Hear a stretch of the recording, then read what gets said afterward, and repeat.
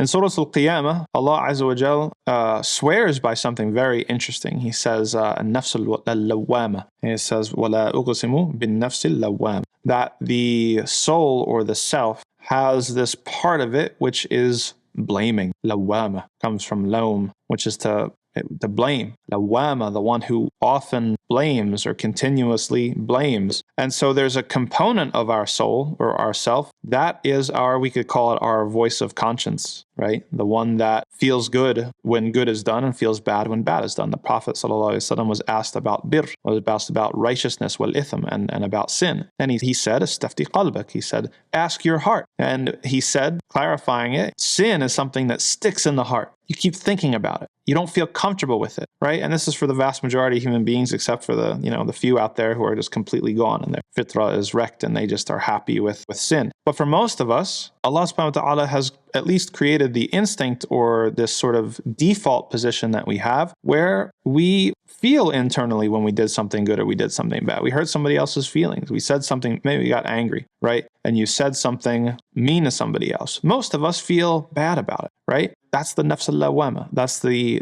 part of our soul that is blaming us, that is ready for accountability. And part of the thing or the significance when Allah subhanahu wa ta'ala swears by something, it shows us how important it is, because he wouldn't swear by something unless it was an important feature of creation, something that's a sign, right? And so a lot of people, atheists and materialists and stuff like that, they want to imagine that we're just randomly evolved from monkeys and we're just, these sorts of sack of cells, etc., etc. How do you explain conscience? How do you explain the nafs al-lawwama? I don't think it can be satisfactorily explained away through evolutionary sort of survival of the fittest. Well, we live in communities and this is, evolutionary biology and we had to figure out how not to offend other people because that increases our survivability. That doesn't really account for the extent to which we have the nafs al-lawwama, right? Because there are situations where you can get away with it and nobody will know, and yet you feel bad, right? Where it doesn't have anything to do with your survivability as an individual or the survivability of the group. So a very poor explanation would be sort of this evolutionary explanation. No, it doesn't account for the extent to which